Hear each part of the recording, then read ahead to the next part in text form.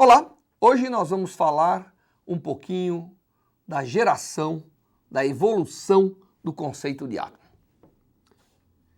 E queremos ir um pouco além, queremos ver como que esse conceito de fato é capaz de reproduzir um pouco determinadas observações macroscópicas que comprovem, de que nós estamos falando de coisas verdadeiras.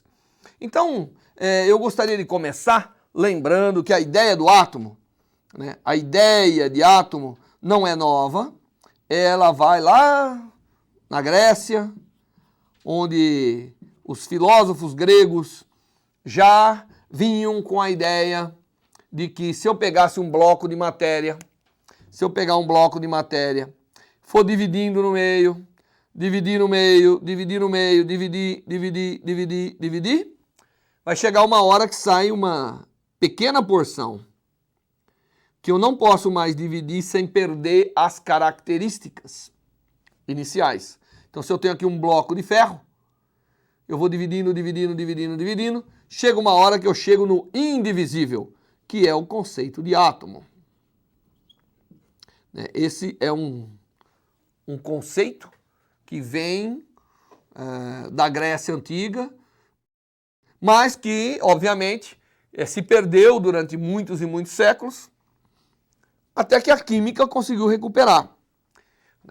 Porque a química, à medida que ela foi evoluindo, ela entendeu que eu tinha determinadas coisas, blocos fundamentais, que eram capazes de se unir e unir de uma variabilidade enorme de possibilidades. Então nós tínhamos muitas possibilidades de unir determinados blocos, formando a matéria da forma que temos. Então, a química começou a procurar, a voltar a tentar entender esse conceito, o conceito do bloco fundamental que ainda preserva as características físicas do sistema.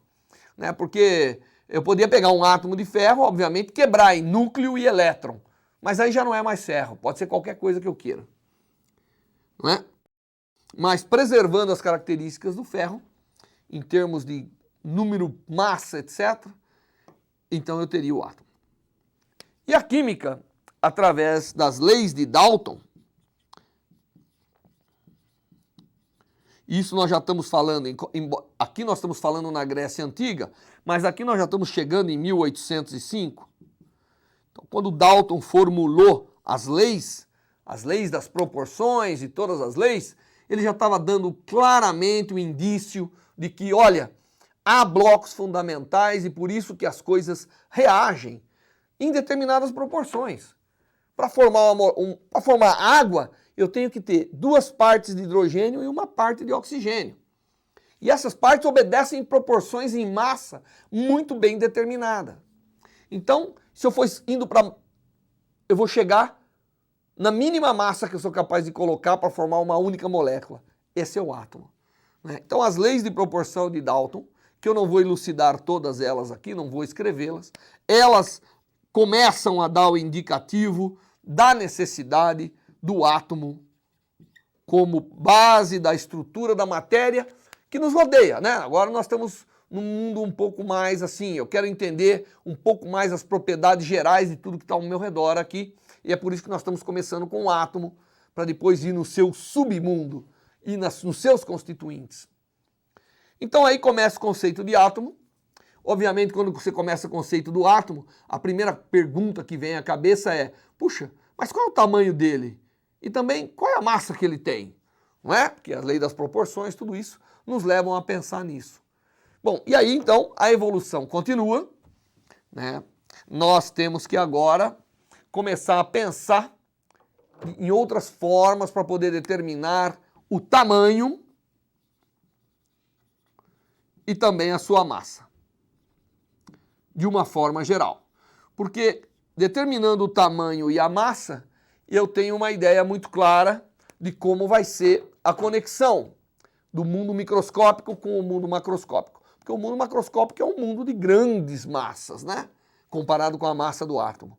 Então eu tenho que entender esses conceitos de tamanho e massa para poder fazer essa conexão, para poder trazer e entender as propriedades do mundo que me rodeia a partir dessas coisas tão pequenas. Em termos de tamanho e massa, na verdade essas coisas começam a ficar mais elucidada quando surge a hipótese de Avogadro, que é o conceito de mol. Avogadro, ele cria o conceito de mol. Esse conceito de mol acaba sendo fundamental para a gente conectar grandezas macroscópicas e grandezas microscópicas. Esse mol acaba sendo medido como sendo um número de constituintes que é aproximadamente 6,02 vezes 10 a 23 unidades. Significa que 6,02 vezes 10 a 23 átomos de hidrogênio formam um mol de hidrogênio, que acaba sendo uma grama de hidrogênio. Da mesma maneira que 6,02 vezes 10 a 23 átomos de oxigênio formam um mol de oxigênio. O interessante é que se eu pegar um átomo de hidrogênio, mais um átomo de hidrogênio, mais um átomo de oxigênio, colocar junto, eu sou capaz de formar a molécula de H2O, uma molécula. Mas se eu colocar um mol de hidrogênio, mais um mol de hidrogênio, que na verdade é 1 grama de hidrogênio mais 1 grama de hidrogênio, mais um mol de oxigênio, que é 18 gramas de oxigênio, 16 gramas de oxigênio, isso forma um mol de água. Forma 18 gramas de H2O sem sobrar nenhum átomo. É isso que é importante entender, que esse conceito de mol, ele nos transfere da dimensão molecular para a dimensão macroscópica. Aqui nós estamos falando em 18 gramas.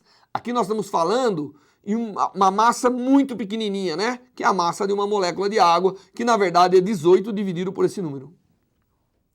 Esse é o conceito de mol. É um conceito que me permite, de fato, ir do mundo atômico ou molecular para o mundo macroscópico.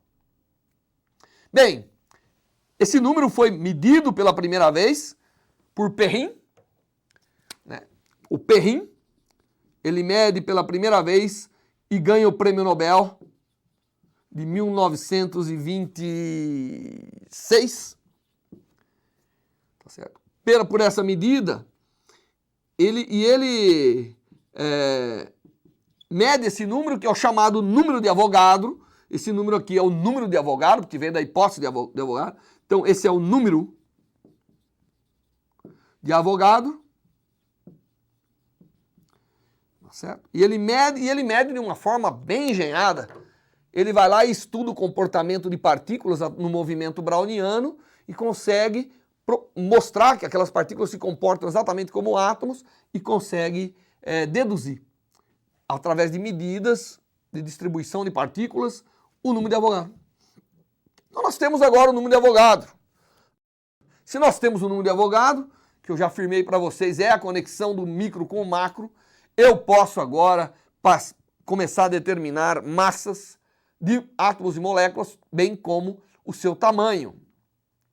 Como que eu posso fazer isso? Simples. Vamos imaginar o seguinte agora. Vamos imaginar 18 gramas de água.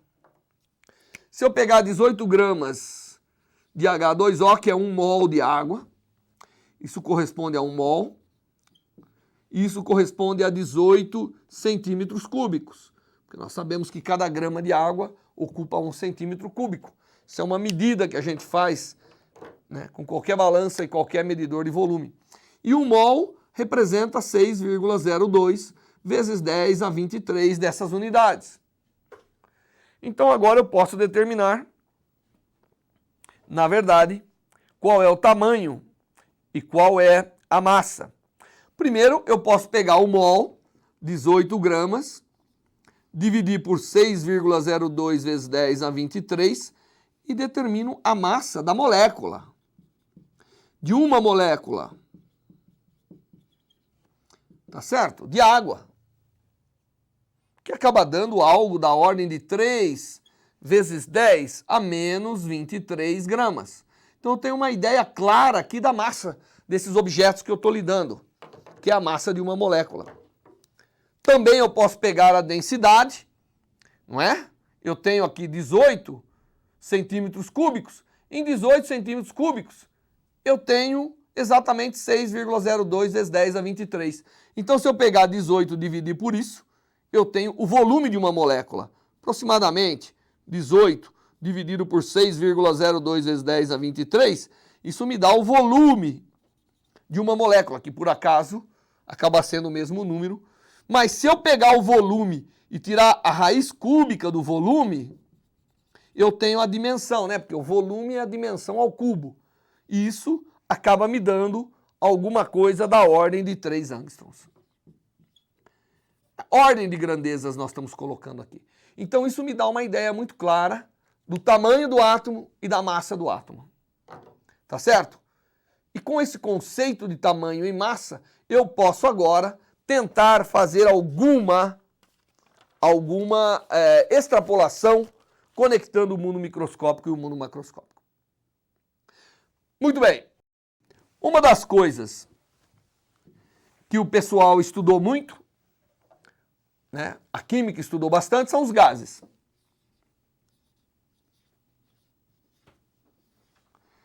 E uma das coisas que eles estudaram são as leis dos gases. Pega-se um gás, e isso a gente vai aprender nos fundamentos da química, não é verdade? A gente pega um gás, coloca aqui um medidor de pressão. Essa deve ser uma figura que vocês já viram muitas vezes. Coloco aqui mercúrio, né, para medir a pressão. Aqui eu tenho um gás que supostamente deve ser feito de átomos ou de moléculas. Portanto, são essas partículas massivas que está aqui, cuja massa, né, nós calculamos ali qual é a ordem de grandeza. Então isso vai ser agora a massa de uma molécula. Uma molécula. Não de um mol. De uma molécula.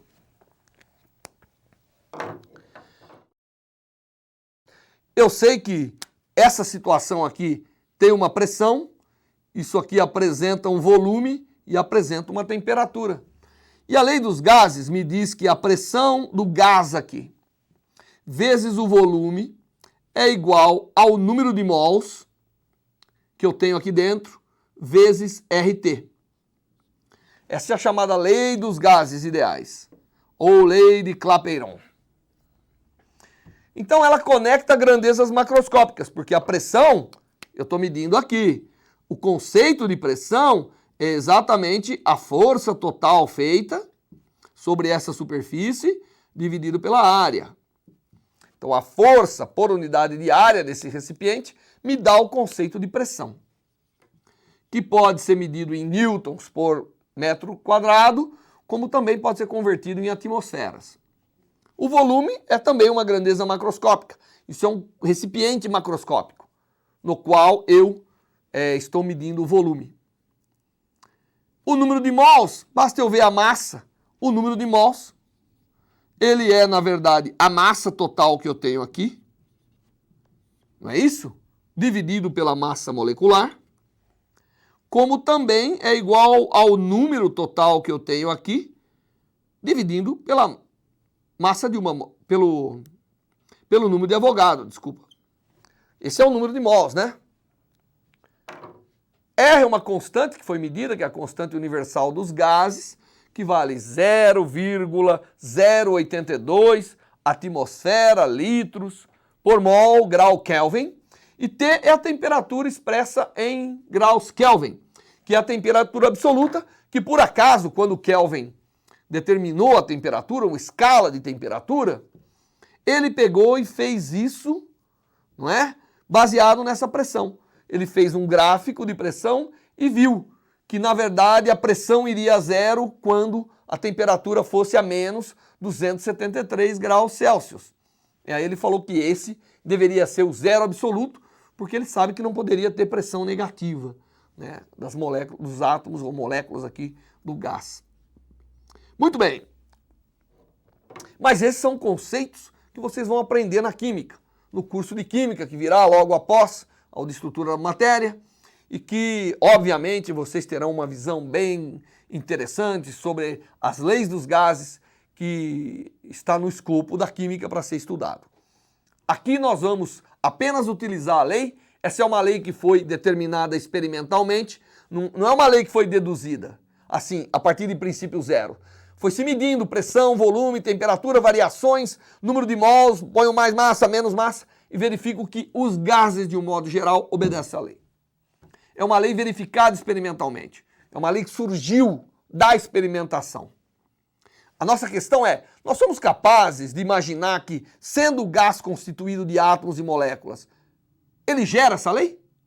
Essa é a nossa questão nessa aula, que gera o chamado modelo, né, cinético, ou teoria cinética dos gases, que foi uma das grandes revelações do valor da constituição atômica para entender o mundo macroscópico. Porque isso aqui são propriedades macroscópicas, né? Pressão, volume, temperatura, são coisas que eu meço. A temperatura está aqui, tem um termômetro aqui que está medindo a temperatura. Não é verdade? Então, essas grandezas que eu coloquei aqui são grandezas de âmbito macroscópico. A questão é, se eu imaginar que o gás é feito de partículas de massa muito pequenininha, que é a massa de uma molécula, e que são capazes de fazer forcinha aqui, cada uma fazendo uma forcinha pequena nas paredes do recipiente, elas geram essa lei? Eu sou capaz de construir um modelo que eu recupero uma lei que é verificada experimentalmente? Essa é a questão, né? E isso é o que nós vamos fazer agora, e de lambuja, de graça, vamos ganhar uma interpretação fantástica do que é a temperatura. Porque temperatura não é aquilo que o termômetro mede. O termômetro mede algo, uma propriedade que depende de alguma coisa que eu chamo de mais quente e mais frio. O que é isso do ponto de vista da estrutura da matéria, da constituição básica da matéria, é o que nós vamos ver agora nesse modelinho que nós vamos fazer. Bom, nós vamos criar um modelo muito simples. Como que são as moléculas dos gases? Eu devo imaginar que um gás deve ser a matéria onde tem essas porções que chamamos de átomos aí, andando para todos os lados. Se elas são massa e tem velocidade andando para todo lado, quando ela encontra alguma coisa, ela faz força sobre ela, né? É a lei da mecânica, é a lei da transferência de momento, das colisões. Então, se eu imaginar esse modelo, o que eu ganho? Eu recupero isso aqui? Eu sou capaz de deduzir essa fórmula? Eu sou capaz de recuperar isso aqui? E é isso que eu vou fazer agora. Eu vou criar um modelo de gás que está dentro aqui de um recipiente hipotético, uma porção da parede do recipiente. O recipiente é muito maior, mas eu estou olhando uma porção da parede e vou olhar aqui e falar, bom, eu vou imaginar esse gás constituído de partículas que estão andando em todas as direções, né? Qualquer que seja a direção que ela está andando, não me importa. Sempre deve ter um número andando para um lado que é igual ao número andando para o outro, senão o gás estaria se deslocando, né, pelas leis da mecânica. Se o centro de massa se deslocasse, ele também se deslocaria. Aqui ela vai ter uma componente Z de velocidade, aqui menos E, aqui teria uma componente Y, aqui teria uma componente X. Então estão andando para todos os lados. Tem muitos átomos aqui andando para todos os lados, cada um tem massa M. Eu tenho uma certa densidade N de átomos, esse é o número de átomos por unidade de volume. Densidade em número, né? Isso é densidade em número. E o modelo que eu vou fazer, eu quero saber, primeira coisa, eu vou calcular a pressão, imaginando que esse aqui tem um volume V de átomos aqui, e que tem uma densidade N. Eu quero olhar o que acontece quando elas colidem com a parede. Então, eu vou olhar aqui a colisão na parede, né, e vou imaginar que aqui é o eixo Z, né? Que a gente tem que imaginar um eixo Z. Essas moléculas estão andando para todo lado, isso que constitui um gás, e elas estão andando. Cada vez que uma molécula dessa vem, colide e volta, ela transferiu o momento, ela fez uma força sobre a parede, que eu vou imaginar que tem uma área A. Tá certo? Então eu vou pegar um tubo aqui, que tem área A, e vou criar que tem uma dimensão tal que essa dimensão vai ser Vz vezes um tempo. Isso significa que todas as moléculas que têm velocidade Vz, elas vão estar andando, eventualmente bater aqui na superfície e voltar. Cada vez que bate faz uma forcinha e eu vou calcular a pressão nessa parte aqui do recipiente. Todo mundo sabe que a pressão de um gás está uniformemente distribuída. Cada pequena área de uma bexiga ou de um recipiente que contém um gás, ali tem a mesma unidade de força, a mesma força por unidade de área. A pressão, na verdade, está distribuída em todo o recipiente de forma igual, né? Muito bem, então nós queremos pegar agora, queremos calcular essa força. Então tem uma área A, se eu imaginar um cilindro aqui de aresta VZ ΔT, todas as moléculas que tiverem velocidade VZ em ΔT vão colidir com a parede. Tendo uma densidade N, eu imagino que metade das moléculas estão deslocando para lá e a outra metade para lá. Então a primeira pergunta que eu faço é: qual é a força que essas moléculas são capazes de fazer nesta superfície? Bom, para calcular a força, a primeira coisa a fazer é ver qual é o momento transferido cada vez que uma molécula colide. Esse momento é igual a 2 vezes a massa da molécula vezes sua velocidade. Não é? Porque ela bate com VZ e volta com VZ. Então, esse é o momento. MVZ, lembra-se que a massa vezes a velocidade é o momento. Ele começa nessa direção, inverte e volta. Então, ele tem uma variação de 2mVz. Quantas moléculas vão bater aqui em ΔT? Então, o momento total transferido agora, então agora eu estou falando do total. Esse aqui é para uma molécula. Vai ser igual a densidade vezes o volume, porque a densidade vezes o volume dá um número total. Então é a densidade vezes o volume. Quem é o volume? É o volume desse cilindrinho, que é a área vezes a aresta, que é VZ vezes ΔT. Esse é o número. Mas de todas as que estão aqui dentro, se eu imaginei que tem metade indo para cada lado, somente metade é que vai contribuir com essa força. A outra metade está voltando, está indo para lá. Vezes o momento que é transmitido por cada molécula. Então, isso vezes 2mVz. Esse é o momento total que é transmitido. Lembre-se que aqui é vezes e aqui é vezes. É continuidade aqui. Agora, o momento total que é transmitido dividido pelo tempo é o conceito de força. Lembre que força é a variação do momento com o tempo. Dividido pela área é a pressão, que a gente chama de P maiúsculo. Isso aqui seria um P minúsculo, né?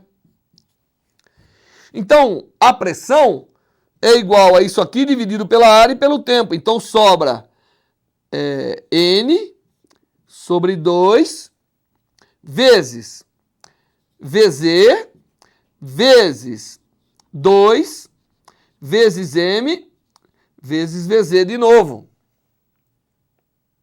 Não é isso? Isso mostra que a pressão exercida nesse recipiente é, na verdade, N, que é a densidade, lembra a densidade, que é o número por volume, tá certo? Não vamos esquecer, densidade em número, vezes a massa de cada molécula, vezes a velocidade naquela direção, aquela componente de velocidade é que vai contribuir para a força perpendicular aqui. A componente Y não vai contribuir para a força na direção Z aqui. Tá certo? Então, essa é a pressão. Então, agora eu vou apagar isso aqui para poder, deixar o modelo aqui. Mas lembrar que nós chegamos a uma expressão para a pressão, que diz que isso é a densidade vezes a massa de cada molécula vezes a sua velocidade ao quadrado. Isso é o que nós conseguimos construir. A densidade é igual ao número dividido pelo volume. Então, a pressão é igual ao número de moléculas contido nesse recipiente, que dividido pelo volume total do recipiente me dá a densidade, vezes a massa, vezes a velocidade z ao quadrado. Daqui você já está vendo aparecer que P vezes V, que é a grandeza que aparece na lei dos gases, é N vezes M vezes Vz quadrado. Agora, M vezes quadrado, deixa eu pegar primeiro Vz quadrado. Na verdade, essa molécula, eu peguei a componente Z, porque na verdade ela tem uma velocidade em qualquer direção. E essa direção faz com que ela tenha uma componente Z, uma componente Y, uma componente X. De tal maneira que a composição é tal que Vz quadrado é Vx quadrado mais Vy quadrado mais Vz quadrado. E não há nada que faça as componentes serem diferentes. Então isso aqui é, na verdade, essa tem que ser igual a essa, que tem que ser igual a essa, em média. Então isso é 3 vezes Vz quadrado. Ou seja, Vz quadrado é 1/3 de V quadrado. Então eu vou usar que aquela componente que interessa para a força, ela é 1/3 da componente total da velocidade ao quadrado. Certo? Portanto, essa pressão aqui, voltando lá em cima, ela pode ser substituída, o Vz quadrado pode ser substituído por 1/3 de V quadrado, que é a velocidade total da partícula. A partícula está andando para algum... Nós só olhamos a que vem nessa direção, porque é essa componente que efetivamente vai transferir momento, vai fazer força sobre essa superfície. Bom, e agora eu vou fazer uma outra coisa. Vou lembrar a vocês que a massa vezes a velocidade ao quadrado dividido por 2 é o conceito de energia cinética. Essa é a energia cinética, a energia contida numa molécula. Essa é a energia contida numa molécula devido à existência de velocidade, que é tudo de energia que ela pode ter, ela não pode ter outro tipo de energia. Toda a energia contida aqui no gás é através do movimento das moléculas. Então isso aqui é energia cinética. Então eu vou pegar, multiplicar por 2 aqui, dividir por 2 aqui, e m vezes v quadrado sobre 2 é energia cinética. Então eu fico com uma expressão muito bonita, que diz que a pressão do gás vezes o volume do recipiente é igual ao número de partículas, né? Porque eu já multipliquei pelo V aqui, né? Vezes 2/3 da energia cinética da molécula. Bom, estou chegando próximo da lei dos gases, porque, na verdade, a lei dos gases, ela utiliza a temperatura e tal como uma definição, algo que é medido por uma grandeza que depende de temperatura, né? Como é o caso do tamanho de uma coluna de mercúrio e assim por diante. Mas, na verdade, essa lei seria a mesma da outra. Ah, deixa eu lembrar que o N, que é o número de partículas, ele é também N dividido por N0, é o número de mols. Então, eu posso pegar N0 vezes N e substituir por N aqui. Então, eu tenho aqui PV, é, na verdade, igual ao número de mols, esse N rebuscado, vezes o número de Avogadro, vezes 2/3 da energia cinética de cada molécula. Se isso aqui for exatamente RT, eu tenho a lei dos gases. E de fato é. Não só isso prova a lei dos gases, criando que a pressão vezes o volume é algo que só depende da temperatura, como mostra claramente para a gente, né? Agora eu vou pegar isso e igualar com isso. Então eu tenho N0 vezes 2/3 da energia cinética é igual a RT, tá certo? O N0, na verdade, ó, o N0, se eu dividir tudo por N0, isso aqui quando eu multiplico por N0, eu estou como mais ou menos calculando a energia de 1 mol. Então agora eu vou passar dividindo o N0. Então eu tenho que essa constante R dividido por N0 é o que nós chamamos de constante de Boltzmann, que também é K, mas eu vou chamar de KBzinho. Então eu acabo tendo que a energia cinética das moléculas, ou a energia cinética de cada molécula, é 3/2 da constante de Boltzmann vezes a temperatura. E isso aqui é a chamada interpretação cinética da temperatura. O que é temperatura, na verdade, que eu meço com o termômetro? Nada mais é do que a energia cinética de cada molécula. Quando está mais frio, as moléculas estão andando mais devagar. Elas têm velocidade menor, têm uma energia cinética menor. Quando está mais quente, elas estão andando mais rapidamente, portanto tem uma velocidade maior, tem uma energia cinética maior. Além de eu deduzir a lei dos gases, eu ganho uma interpretação cinética para a temperatura, que é algo que vai se provar depois, tá certo? Porque temperatura é um conceito que precisa de uma visão microscópica também. E o que é a visão microscópica de temperatura? É o movimento dos seus constituintes, é o movimento de sua massa, tá certo? E isso, a existência de temperatura leva à pressão, porque tendo movimento, encontrando uma parede, há transferência de momento, há força, há pressão. Então, um gás ocupando um volume, e eu fazendo um modelo microscópico de movimento, eu recupero a lei dos gases. E isso é uma coisa muito importante, porque sendo capaz de fazer isso, é mais ou menos como uma prova de que isso é constituído de átomos e que através de suas propriedades únicas, através do fato de que cada átomo tem essa massinha e eu sou capaz de colidir, etc., eu recupero a lei dos gases. Então a chamada teoria atômica para a lei dos gases é uma das provas importantes de que a constituição da matéria através de átomos me permite recuperar o mundo macroscópico. Porque essa é uma lei que pertence ao mundo macroscópico. A nível microscópico, o que o átomo tem é movimento e momento. E isso se revela no mundo macroscópico, quando eu coloco todos esses átomos dentro do recipiente, da pressão, do volume ocupado e de uma grandeza nova, que é a temperatura, cuja interpretação microscópica é exatamente a energia contida em cada constituinte atômico da minha amostra. Essa interpretação do movimento dos átomos, revelando as características de um gás, é fundamental para outras grandezas. Viscosidade, transferência de calor, difusão dos átomos, tudo isso advém desse modelo atomístico, desse modelo atômico que eu sou capaz de fazer para a matéria e do seu movimento.